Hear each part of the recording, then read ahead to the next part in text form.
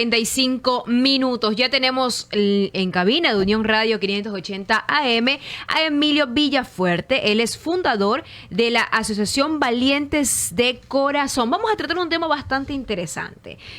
La ciudadanía se ha expresado en redes sociales, la Asamblea Nacional trabaja para unas cosas y por qué para otras sí, por qué para otras no. Pero hay grupos que se sienten identificados y para ellos es un hito histórico todas estas cosas que se hacen también en el Poder Legislativo. Y es justamente la Ley de Datos Civiles para ustedes. ¿Qué tan importante es esta ley? Muchísimas gracias por la invitación. Es un honor estar aquí y también a los oyentes un grato saludo. Para nosotros, como la aprobación significa, como usted mismo lo mencionó, un hito histórico. Pero aquí hay que partir de algo, de que en la Corte Constitucional en el año 2017 se elevó el caso de Bruno Paolo, que fue un hombre trans que el registro civil le vulneró el derecho al reconocimiento de la identidad. Esto llegó a la Corte Constitucional y la Corte Constitucional dictaminó para que el registro civil considere y reconozca a la identidad de Bruno Paolo. Luego de eso vino la Corte Constitucional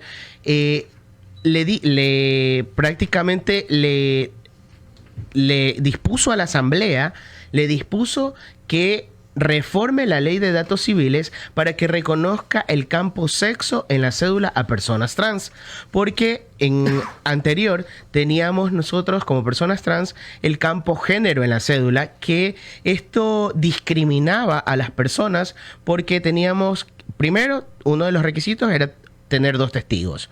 Segundo, que excluía de las personas cisgéneros a las personas trans, porque las personas cis tenían el campo sexo y las personas trans teníamos el campo género. Entonces, esto fue un camino de recorrido bastante fuerte por parte de la sociedad LGBTI, y la Asamblea no lo consideraba dentro del Pleno, o lo consideraba, pero venían estudios, porque fueron 5 proyectos que pusieron a la palestra de la Asamblea, y en el marco de los 75 años de los derechos humanos es que la Asamblea y la Comisión de Garantías Constitucionales es que la eleva para el Pleno, para hacer la aprobación de esta reforma. Entonces esto es una lucha constante, por supuesto, Emilio, ¿verdad? Por supuesto. Ahora ustedes se podrán cambiar de sexo en la cédula. ¿Qué cambios o beneficios traería para ustedes esto de aquí? Bueno, para nosotros primero estaría reduciendo la discriminación y la vulneración en cuanto al reconocimiento de identidad autopercibida, y también nos abre un camino para el tema de una educación inclusiva, para la búsqueda de un empleo digno, porque ¿qué es lo que pasaba? Que iba una persona trans a buscar un empleo, hoy por hoy que está tan escaso, iba y se limitaba porque en su documento de identidad no le identificaba al campo sexo en la cédula. Entonces encontraba una gran limitante, y ¿qué es lo que hacían las empresas privadas y públicas más privadas? Limitaban en la contratación del personal de la persona trans. Entonces, eso, aparte de incrementar el desempleo, nos arrojaba a ciertas vulneraciones que llegaban a la precarización dentro de la comunidad trans como tal. Entonces, esto nos abre un camino, primero, a la igualdad de condiciones como personas y como ciudadanos que somos de primera categoría, y segundo, pues podríamos también ampliar los derechos para formar parte de como aportes de cambio, de incrementar el empleo, la educación, con un enfoque de género que reconozca las identidades trans como tal. Y también para hacer sus distintos trámites como por tal, supuesto, claro. Ahora, ¿desde cuándo rige ya que ustedes puedan sacar esta cédula? Bueno, aquí hay que considerar que el texto fue aprobado por la Asamblea, pero esto va un camino hacia el Ejecutivo. Y el Ejecutivo tiene 30 días de plazo para vetar la ley o aprobarla. Pero aquí también es importante reconocer que estamos en un nuevo gobierno en donde el presidente Daniel Noboa se comprometió incluso a trabajar con los sectores vulnerables, porque formamos parte del proyecto de gobierno, y hacemos como que un llamado para recordar al presidente de que dentro de su propuesta de campaña estaban también considerar el tema del reconocimiento de derechos hacia los sectores vulnerables como es la comunidad LGBTI. Entonces apostamos y creemos muchísimo en que el presidente consideraría propio la aprobación y esperemos la promulgación en el registro oficial para poder trabajar con las instituciones públicas y privadas, porque esto, y mi estimada, permítame tenerlo en consideración, de que no es tan solamente en una ley que queda, no está solamente una ley, es un trabajo que compromete las entidades, Registro Civil, Autoridad de Tránsito Municipal, Ministerio de Relaciones Exteriores, Cancillerías, es todo un camino que toca por recorrer y creo que nosotros como sociedad civil estamos siempre predispuestos a hacerlo, ¿no? Porque, ¿qué es lo que pasa con el registro civil? Las personas trans quieren acceder al campo género o al campo sexo en la cédula, pero la oficial de servicio al usuario desconoce cómo es el trato hacia una persona trans y ni siquiera tiene el conocimiento de las leyes que se han aprobado para atender a esa persona. Entonces, si esa persona no tiene un acompañamiento de una fundación LGBTI o no conoce se queda ahí. ¿El trato a qué nos referimos, Emilio? Nos referimos en que desconocen cómo acceder a un campo de sexo en la cédula. Dicen, no se puede hacer, usted necesita un juicio. O me trajo el examen de que usted ya es operado para acceder al registro del campo de la cédula. Entonces las personas se quedan congeladas porque no saben qué hacer.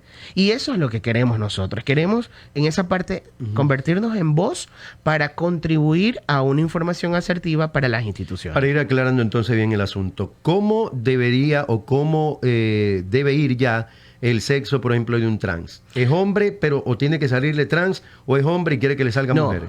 En mi caso, Emilio Villafuerte, sexo hombre. Hombre, ya. Tal cual como usted y como otras personas, en igualdad de condiciones. Pero ahí le deben agregar trans, algo como para lo que usted que usted acaba de decir. Claro, lo que nosotros tenemos que partir es que en la partida de nacimiento ahí consta el cambio que estamos haciendo. Ahí consta, es decir, Ana María Piguave reconoce el campo sexo a partir de, me invento, 15 de febrero del 2024 y ahora es Mario Piguave. Entonces, en la partida de inscripción está el nombre consta masculino y femenino. Correcto. Entonces, ahí es lo que usted dice. Correcto. Si alguien lo va a atender, esta persona ahora se identifica de otro sexo. Pero perfecto. Siempre es importante el tema de la socialización y para eso hago un llamado a los que forman parte de estas entidades, ¿no? Que concienticen e informen adecuadamente, sobre todo a los servidores los servidores que están frente al público, para que no estemos expuestos a las múltiples vulneraciones como ha pasado hasta en la actualidad. 7:53 minutos. Emilio, ¿qué otros cambios trae esta ley de datos civiles? Leía al asambleísta Marcelo Holguín decir que ahora también las personas que se casan teniendo el mismo género pueden adoptar a un niño o una niña. ¿O cómo es esto? Ese artículo 19 que estaba dentro del proyecto no se expuso. Ese no se aprobó.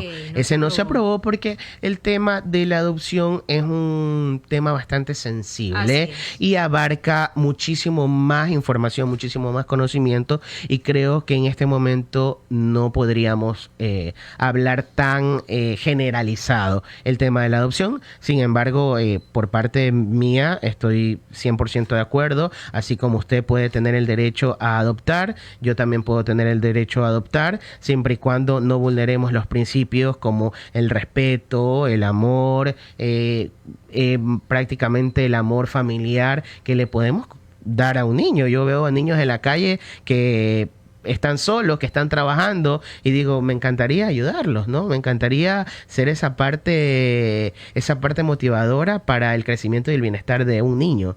Pero bueno, como le digo, eso es un tema muy aparte, muy sensible y requiere bastante debate. Ahora, ¿desde Eso. cuándo vienen con esta lucha y cuánto falta, creo yo, para que lleguen a concretarse o cristalizarse? Desde el 2017, que la Corte Constitucional dictaminó el caso de Bruno Paolo, viene todo este camino que requiere de aliados, y rescato muchísimo a los aliados como ustedes, los medios de comunicación, que siempre nos han abierto las puertas, unos para criticarnos, otros para apoyarnos, pero sin embargo representan una parte importantísima. Y también considero que estamos predispuestos nosotros al diálogo, porque el día de ayer, justo en una radio muy conocida de Guayaquil, escuché ciertas palabras categóricas que me parecieron inapropiadas, como nos trataron a los asambleístas como ridículos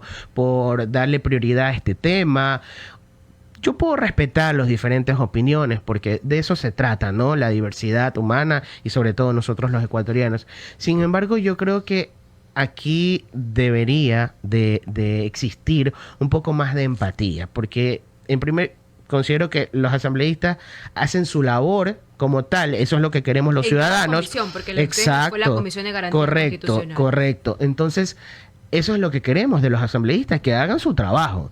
Y eso es lo que hicieron. Dentro de la comisión, es decir, dentro de las facultades y competencias, ellos elevaron la propuesta de la reforma de ley.